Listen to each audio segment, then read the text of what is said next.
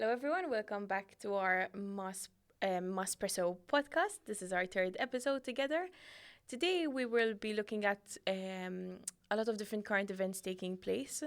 So, this month, as we've seen, several articles linking or let's say hinting towards a rising culture of anti-clericalism in Malta. We've seen an article being published by various politicians locally and people who hold, let's say, quite high positions.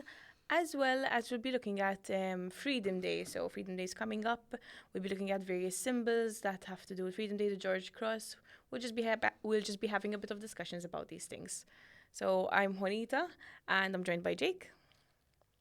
And we're going to start from here. So, would you like to explain what we've been seeing recently with the latest scandal arising? Yes, during the past week, there was an article written at one of the main journals in Malta, written by a prominent politician, known for her surprise packages. And the article was basically about that case of that Gozitim priest with Brokering a deal. Yes. with an alleged rape involved, etc. But the main argument which I wanted to bring up is not particularly about the legal case itself, which is too technical and there might be some information which we don't know, so it's better not to comment about it until there's ample more information. And we, of course, should say that if a crime was, of course, committed, then yes, obviously. No one will ever excuse a crime, and no one should ever excuse a crime, even if it was committed by clergymen. Of course, no one should hide the crimes either. So that's something that even the church stands by. My issue is that the article which was written, and which I am referring to, was written in such a manner, even if one reads the title, that it used the case brought up, which, for starters, did not happen this year, but it happened actually back in 2007. And one might say, well, why was it being brought up again 15 years later, or how many years later? Almost 20 years later, actually, from when it actually happened. And the manner in which that article was written by this prominent politician, it was as if the case was being used as a scapegoat to try and demonize the institution of the Catholic Church. Obviously, when one sees what is happening, it's easy to start figuring out why things happen in a sequence. Usually there's a case brought up, then there's the political argument had. The following step usually would be a law or a proposed law or change in law which would affect said institution involved, for example. This was a bit like that abortion case of Prudente, etc., which was mainly used to try and introduce and justify abortion in Malta. So, of course, I could be wrong about this, but seeing the pattern of the last 15 years or so, especially under the current Labour government, I would not be surprised if all these updates that are occurring around us are just a prelude to a law which might be proposed in the near future. However, even without that, the article written shows that there's a certain sense, even within the elements within the Labour government, even within the opposition party. I would party, just say political sphere in Malta. Even in the political sphere, let's say. But it's very much evident in the Labour Party, I think, in some elements of it at least, that there tends to be a sort of demonization of the institution of the Catholic Church. And it's something that is not really new, to be honest. It's something that goes back to the first politico-religious disputes of the last century, firstly between Gerald Strickland and Bishop Mauro Caruana, and the first interdict which was enacted upon the compact parties of Strickland and the Labour Party, because they wanted to limit the influence of the church and the clergymen in politics, and also the most famous one, the second politico-religious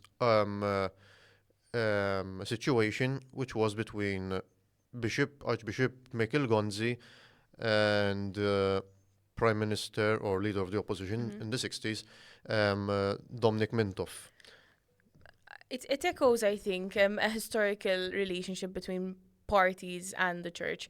But what really, I think, strikes me when I read such articles is the sheer kind of malice of it. But it's malice out of misinformation. So it's very hypocritical to judge an institution for, let's say, hiding or rather engaging in actions that are not deemed appropriate when you yourself form part of an institution that does the very same thing, and you yourself are accomplice to the same thing taking place. Now, it's easy to point your fingers at the church because obviously the church is supposed to be the institution of holies, but it's still an institution run by people, and people, make mistakes and they commit crimes. It's very evident, and I think the church has had a struggle with this relationship about following up on these things, but in recent years we've seen a big change and a lot of efforts being made to kind of not necessarily correct histories, because with certain past experiences you can't bring the trauma back, you can't rectify it, but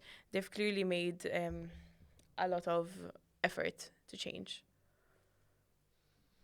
Yes, I think that what you're saying is correct, and it is true that all institutions run by human beings are faulty. They're not perfect. Human beings are imperfect creatures, and as the church teaches, we can only achieve perfection through the grace of God and not by our own will, so to say. However, it's quite hypocritical, I think, of any government, not only locally, even foreign governments who are openly anti-clerical, who sort of pinpoint certain weaknesses within the institution of the church, such as scandals related to sexual abuse, scandals Corruption. related to monetary abuse, Yes. selling of land and all that stuff. But when one looks at what big governments, mega corporations actually do, It's the same in thing. comparison to the church literally does nothing Exactly. compared to what they do. And it's also ironic that it's most of this is done by governments whose ideological positions, for example, include legalization of euthanasia and abortion, for example. So, in a sense, the state, which is trying to demonize the institution of the Catholic Church, It's doing worse. is responsible for legitimizing the killing of the innocents. And to just piggyback on what you said about hypocrisy, these are the same local politicians, that during feasts, during religious celebrations, you'd see them first on the first, Yes. pews. You'd see them there. They turn up. They're happy. They make posts on social media. Viva there, Viva here, but they'd be the first to criticize. So you're willing to take, the glory and good looks of being associated as holy because you go to church, you take a photo praying. Suddenly that will get you votes. But then when it comes to actually living by the dogma of the church, you're not willing to do so. Yes, and that is, I think, an issue here, which is it was brought up some years ago by Bishop Teumo of Gozo, Yes. because I believe that in Gozo, high officials are no longer invited officially or formally to pontifical masses, and but in Malta it's still I Very think much it's the still culture. a bit of an issue. And yes, as you said, most of these politicians, they now will start seeing them, and when summer is approaching, the festa season is approaching, and you'll start seeing all these politicians posing for pictures with band marches, with Statues. Sant'Alina, San Domenico, San Metodio, San Cirillo, whatever, insomma. And you know, it's for basically PR purposes only. Exactly. I won't put everyone into the same Of course basket not, because I definitely. do believe that within both major parties there are people who are sincere about their beliefs, in my Would be in a opinion. situation where you can't, like, if you genuinely think that no one in parliament is worth, like, their 2 cents, I think would be in a very dire situation. Yes, We're yes. lucky with some So it's MPs. not that I'm putting everyone in the Of same course basket, not, of but it's course. but It's the it's but culture. the issue still stands that both political parties sometimes, one more than the other perhaps, they stand in parliament then after going to visit pontifical masses and feasts and all that. They go in parliament and then vote for laws which inherently contradict the Dogma. teachings of the Catholic Church. It was the case with gay marriage, for example, and Yes, all yes. that. With the IVF, Yes. freezing of And it's not embryos. necessarily even passing legislation. I think it's even when it comes to the defense of the Catholic Church. So we saw, for example, recently there was a proposal to build a new mosque, for example. You see a lot of mixed comments on social media, fair enough. So you see a lot of extremists both on the left and the right. You see people that are very open borders, very open peace and love and that stuff. And then you have the opposite, people who are very anti. But it's very ironic to see then the let's say leaders or prominent figures in parties misuse the idea of tolerance to kind of push their agenda. That is very anti-church. So I don't know, being in favor of the building, it's a personal opinion, fair enough. But then using tolerance as you should welcome everyone. Yes, we should be welcoming, but then there should be a limit when it comes to, for example, borders. It's how the whole history of states have worked. And they almost make it seem like a crime that you, as a Catholic, have these beliefs. And we've seen it very recently. So it's a very frustrating, I guess, situation to be placed in. Yes, in fact, the Catholic Church is statistically the most persecuted religion in the world. And Yes. this is something that no one ever mentions No. openly, unfortunately, when it comes to the religious tolerance dialogue and all that stuff. Obviously, it's not to say that people oriented to other beliefs Can't live holy lives. should, I would say, they shouldn't be considered as subhumans Of and all course that. not. However, the main point here is that let's take Malta, and I would say the entire West, especially the European hemisphere, is using the foreigners and multiculturalism mantra as an excuse to further the interests of multinational billionaires in order for them to make more profits. They keep their donors happy. They're content importing cheap labor, Of course. because obviously the cheap labor won't affect them. It will Nothing. affect the lower classes, which are now being outcompeted by foreign workers, especially our generation, and especially in the housing market. This is something that they will never admit, because if admitting that would mean they admit the failure of the economic system that they have. So what they do, instead of trying to fix the problem, they dismantle the entire culture of a society. And if a society does not have a culture to cling on or to fight for, then it will just subdue itself to any ideology which is imposing enough to dominate their lives. In our case, it's neoliberalism and this woke ideology. And it's exactly where it starts from, as you're saying. It starts from the nuclear family. That's where they attack first. Starts from the basis. family, because the first attack to the Catholic Church does not start with attacking the institution. No. It starts with attacking the nuclear family. Exactly. Because the majority of faith-based families are big net contributors to the Catholic Church as a religion. So if you attack the family, you dismantle it, you're dismantling a generational sort of entity, A relationship, between a the church relationship, and exactly, state. which in effect will then hit hard the church in terms of mass attendance, adherence to religious morals, etc. Then obviously they start moving on to other issues. They start when they see that the general population has become apathetic or amoral, for example, they start introduction of various types of liberal laws. Then, as you see, the birth rate will start going down as the And it's family is decreased attacked. drastically in Malta. Yes, and I wouldn't be surprised that by the end of the year we'll go below the 1.0 margin, which is very frightening, so to say.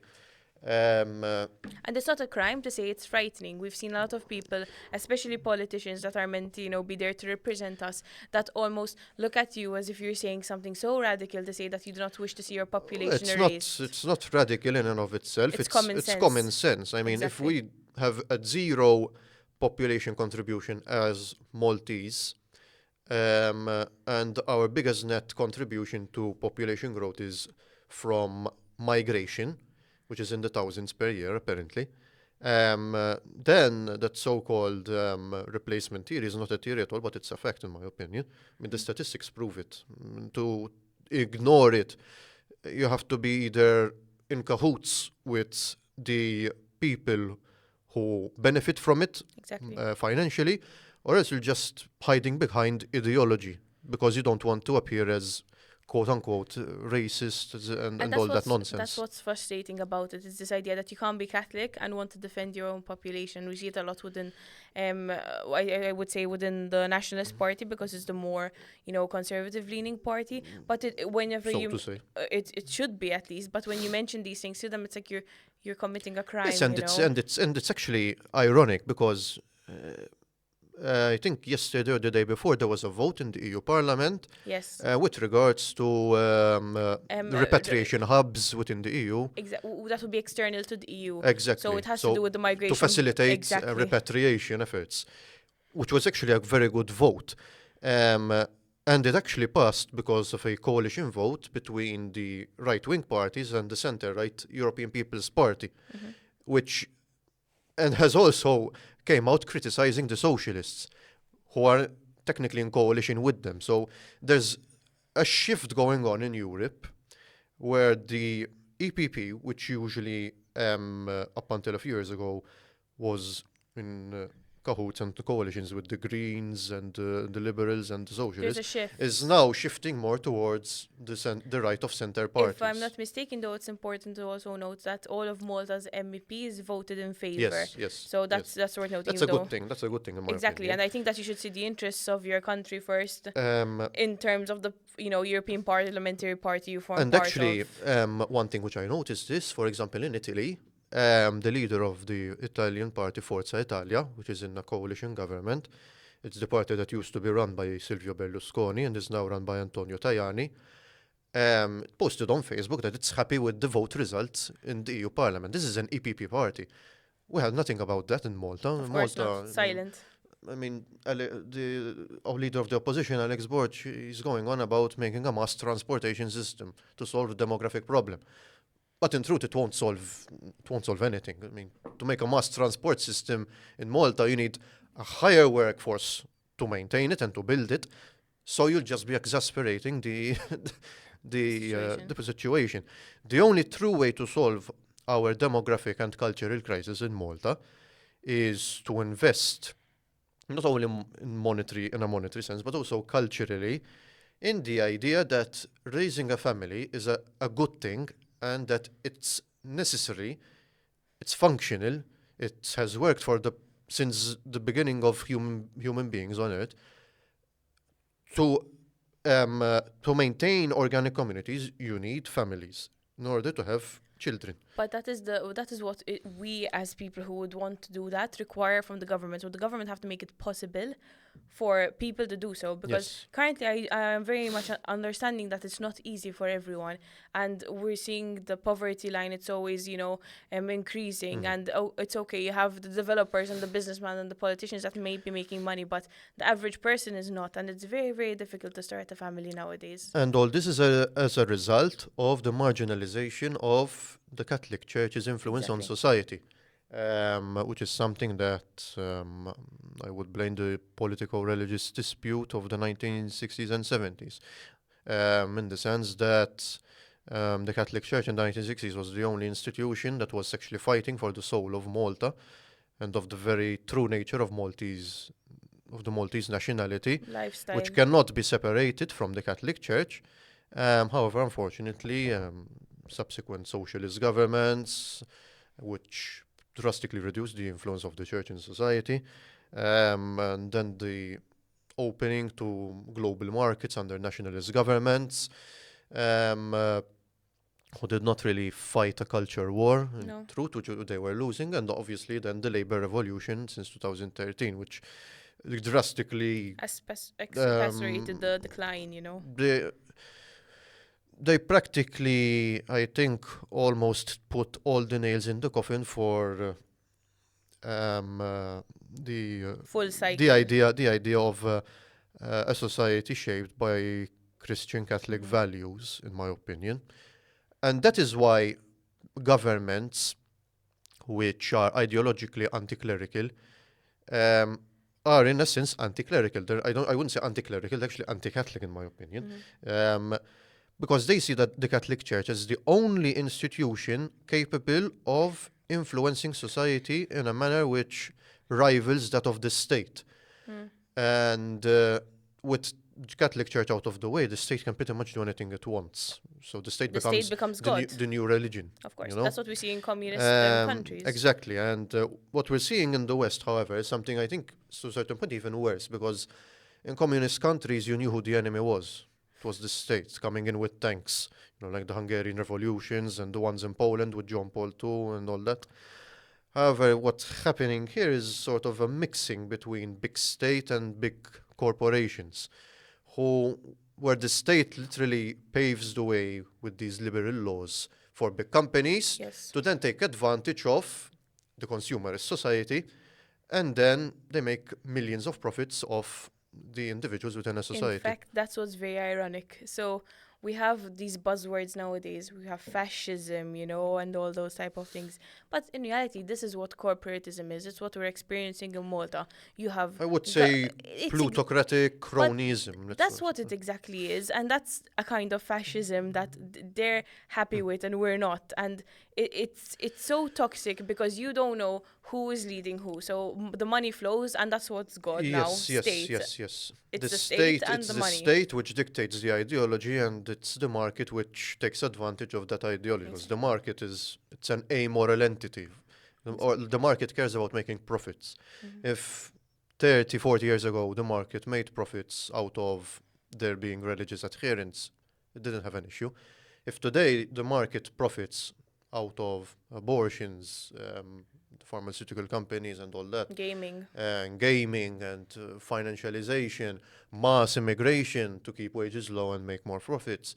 Property market, renting. Property market. The market doesn't care about that. The market cares that it makes profits. Now, if it's making profits at the expense of an entire nation, well, tough luck to the nation, so to say. And this is where the state, in my opinion, is also failing, because the state is defending not the interest of the nation, but the interest of corporations. Now, it might sound a bit Marxist, this rhetoric, but no, it's true. It's actually the position of the Catholic Church and Catholic teaching. In the encyclicals. And like the encyclicals exactly of the Pope since Leo XIII till this day and age. Neither the state nor the market should dominate society, but rather it should be synergetic, exactly, between worker, consumer, and defense of subsidiarity and the family and the nation and all that. So I think that the only solution to our woes in Malta and even in Europe is to rediscover the principles, the moral grounds of the Catholic Church and the civilization that it built. And that's the only way that our continent, us included with it, can actually be saved. And it's no wonder that the Catholic Church, even its existence, even when it doesn't say anything, even its mere existence, it annoys them, so to say, because they still see the Catholic Church as this old, oppressive, archaic institution, when in truth it's the very institution which built Kept everything running as well. which built the Western civilization, Yes. and now we're in decline. Actually, we're in the new dark ages, so to say. I think this was a very fruitful discussion, and one of the main themes that was coming out kind of was the continuation of a historical element in Malta. So you have political, religious crisis and issues. And I'd like to move to the next topic, kind of going on from this. So Freedom Day, we celebrated on the 31st of March. You love it or you hate it. It's kind of, linked to one party, linked to another. We've had, I think, in recent years, quite a look back at certain symbols, and they've become quite a hot topic, I think. Now with social media, everyone is entitled to an opinion, but now more than ever, So you see Facebook posts with a poll asking you if you agree or you don't, and you see a lot of humoured, let's say, comments about these things. One of the symbols, I think, that is really controversial, to some it's not, it's granted, and to some it's a very big point of discussion, it would be the George Cross. So personally, for example, I think that it's a very important symbol to Malta, and I think that, given for valor, it shows very much what a population, I wouldn't say we currently are, because I would think that we've kind of fallen when it comes to actually expressing ourselves in defense of our country, but it's a sentiment that still stands. I think that it's a beautiful symbol that was given to us, and rightfully. However, I am personally not someone who enjoys seeing it displayed on the flag. So I know that we kind of share the same sentiment on that. But for me, our actual symbols are the red and the white, not a symbol that was, okay, it was a gift and it was an award, let's say, for valor. But it comes from the colonizer, and that's not something we should forget. So I just wanted to see what your thoughts are on the subject. No, I think that the award in and of itself is something I think that as a people we should be proud of. Definitely. In my opinion. I mean, we cannot say that we didn't suffer during the Second World War. Obviously, we were a colony. It was not our war, technically speaking. War came upon us because we were a British colony. If we weren't a British colony, well, that's an argument for another time, but the reality is that we were a British colony. Obviously, during wartime, you have to keep morale up. I mean, it's part and parcel of any war. And the British government saw that morale could be kept up by giving the general population of Malta a war medal. Now, one can argue, has any nation ever received a war medal? Now, war medals are usually given to individuals who have done things for valor and gallantry and all that. The George Cross, it's for gallantry. Well, one can argue, well, we're not some individual. We're an island. We're an island nation. We've been a nation since the British were still.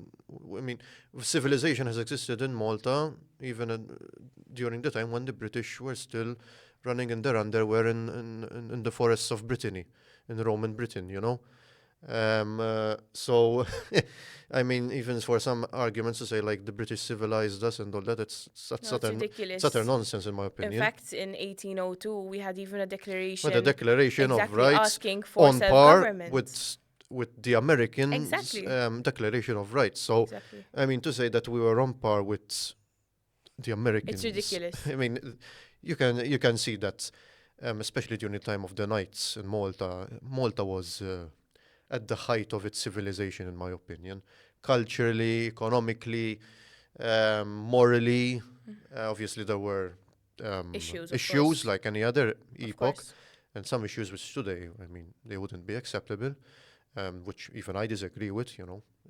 Like sort of methods of torture which might have been used by the state at that time, um, uh, public humiliations and all that. But in general, so to say, it was that period which actually made Malta the cultural, vibrant hub that it was. I mean, during the Knights period, we had the best artists and architects of Europe coming to work here.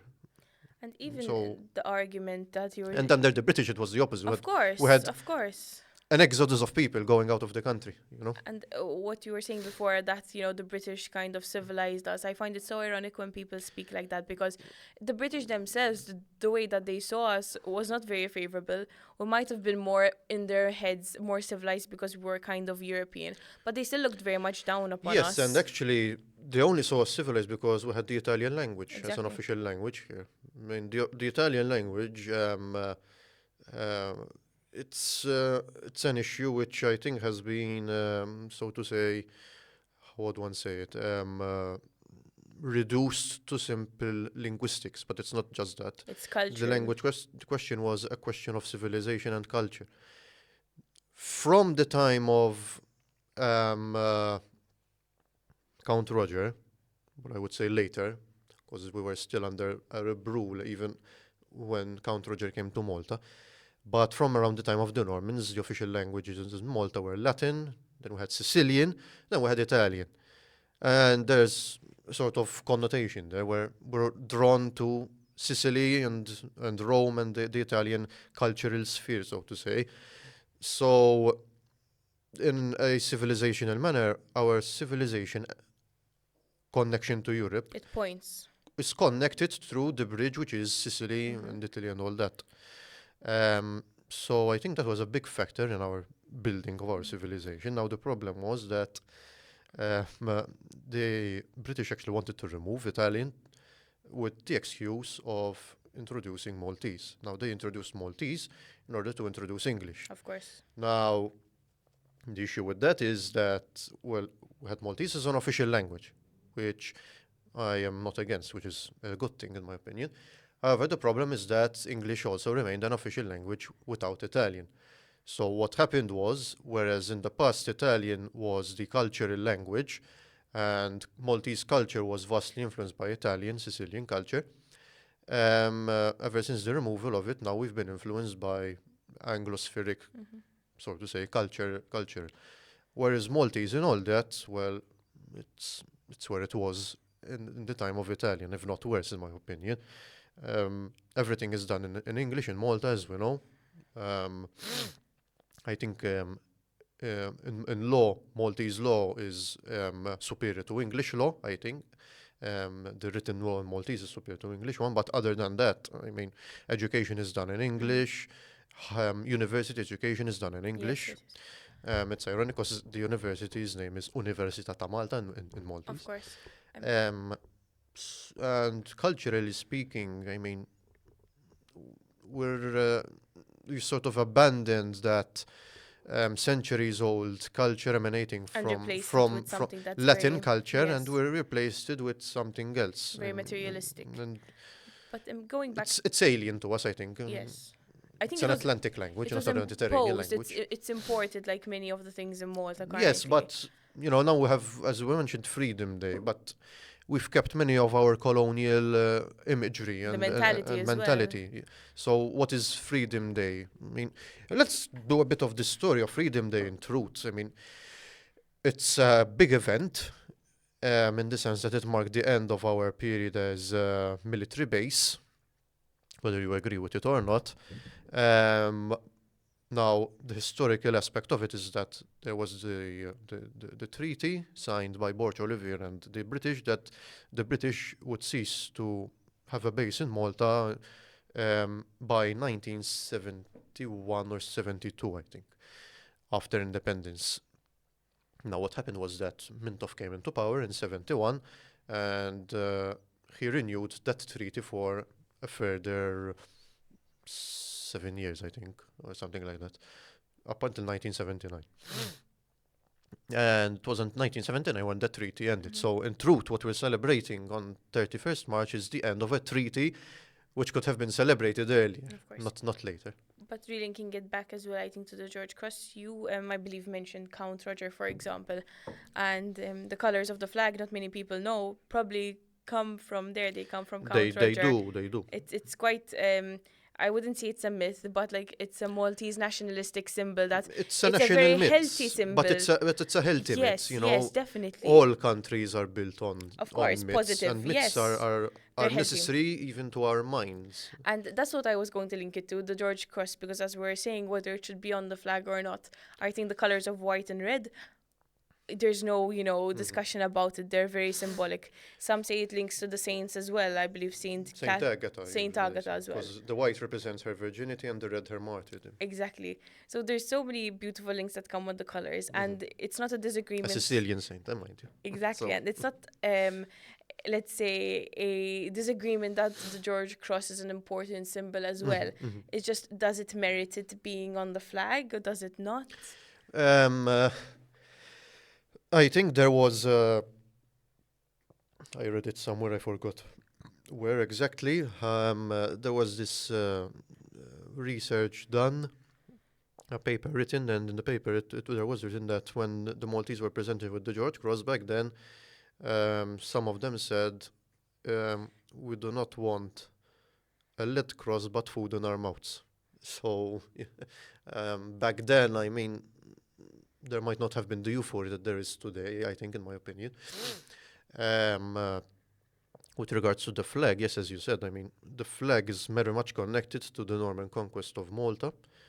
I would say our liberation from Arab rule. So it links back Even though some people might not like that rhetoric, liberation from Arab rule.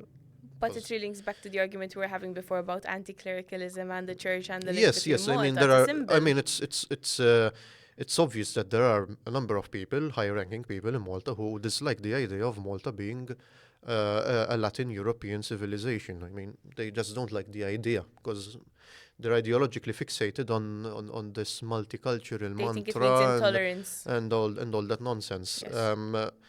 But yes, I mean, the flag actually, most likely it was chosen voluntarily by the Maltese people to be our national flag because back then we didn't have a national flag. Nations didn't exist the way they do today.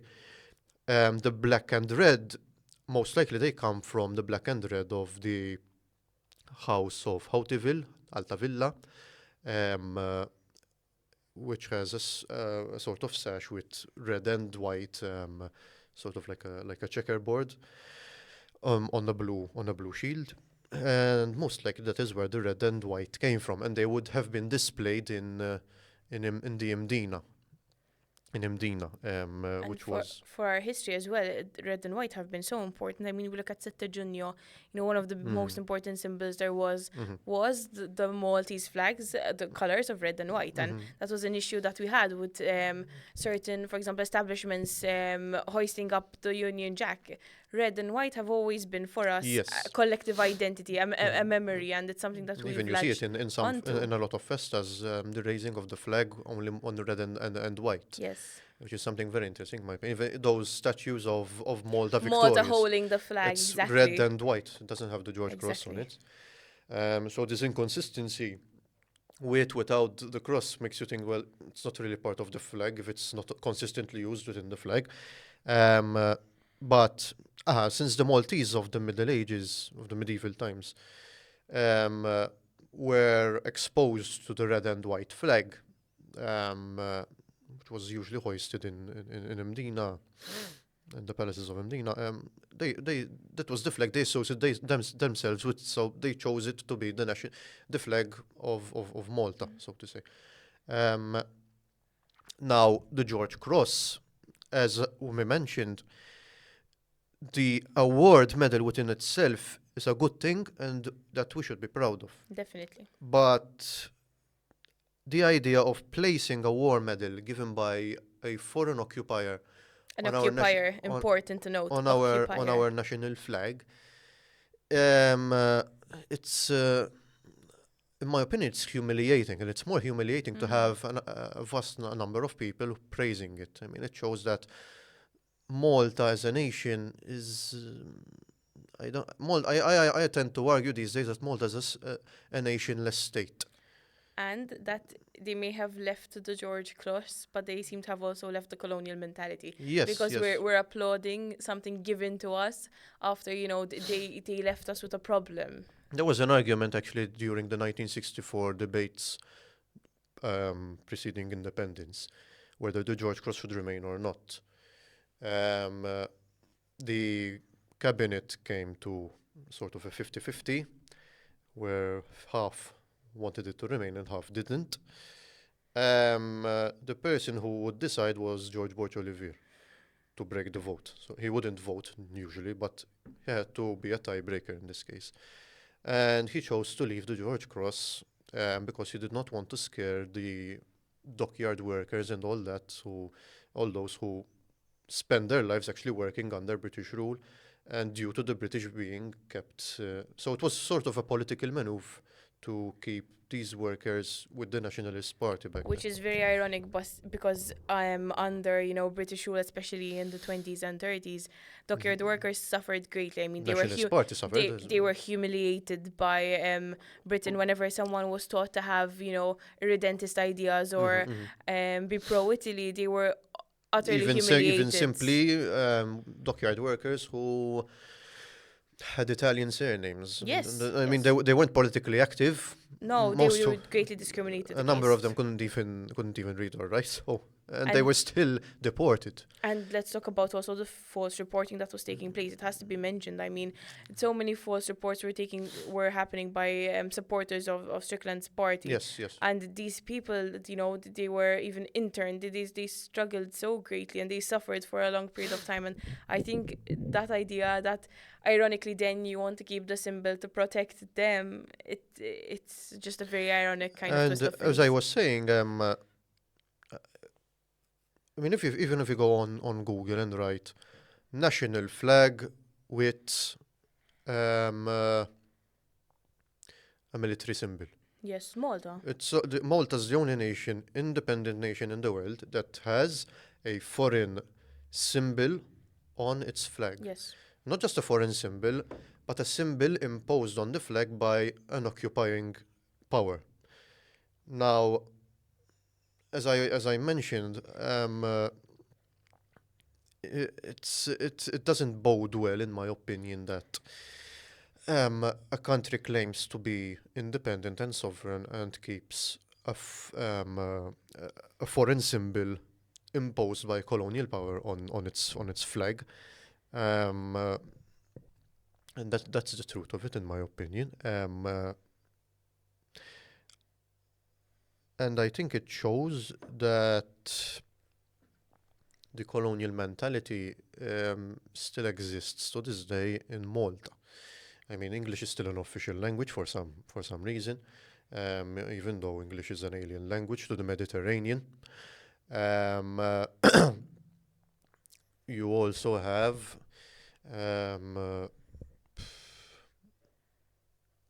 even just the overall mentality of certain groups of Maltese people who sort of praise the British period for a civilizational effort in civilizing the Maltese, when the opposite happened, actually. I mean, we went from the Knights to Bolo beef. And British culture is not Mediterranean culture, and Exactly, these people it's invoke foreign, a it's Mediterranean foreign. culture. It's Protestant, it's Anglican, it's alien. It's alien. Exactly. It's Atlanticist. I mean, it's utilitarian. It's totally alien to the Mediterranean, Catholic Latin, value. Catholic, communitarian ethic, which is totally different to the one found in America and England, for example. So much so that when there was the 1974 foundation of the Maltese Republic and the 1974 Constitution, it was specifically written in the Constitution that the George Cross can be removed from the national flag by a simple majority in Parliament, whilst to change the national flag you need 9 on 10. 9 on 10. So it shows, even on paper, in my opinion, that the George Cross is not considered by law part of the flag, or at least on the same level as the national Yes. flag. Because otherwise it would have been incorporated in the 9 on 10 vote. So the fact that Mintoff, one of the very few good things he did, make it easy to remove the George Cross, shows that there were plans to remove the George Cross. However, unfortunately, up until these days, it has remained a part of our flag. I think it's also very much linked to a generational gap. So Yes. I think that people who I think in the future it will be removed, though. It's only a matter of time, in my opinion. But it's just worrying if it's replaced by something else that is very much not a symbol of Malta, but it's a symbol of globalization. I think that's what scares me in yes, yes. potential removal, I mean, replacement. when one considers only around 60 years have passed since independence and only 50 years since republic, I mean, we're quite a young Definitely. people. When it comes to having our sovereignty as a state, when it comes to having our identity as a nation, that is something else. In my Tale as opinion. old as time. Perfect. I think we're going to close there for today. Thank you so much for joining us for our third episode of MASpresso. And be sure to follow us on social media, and you'll catch up with us on YouTube for our next podcast. I would wish you a really lovely Easter. We hope you had a blessed period, and wishing you all the best. We'll see you on our next episode. Thank you.